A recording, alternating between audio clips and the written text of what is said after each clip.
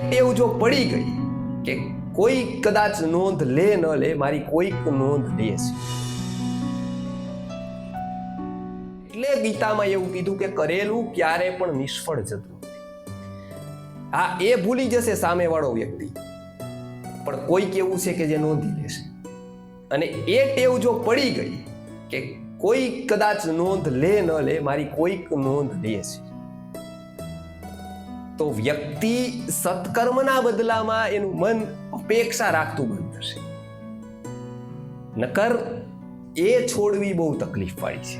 એ જેવી રીતે કહે છે એટલું સહજ નથી.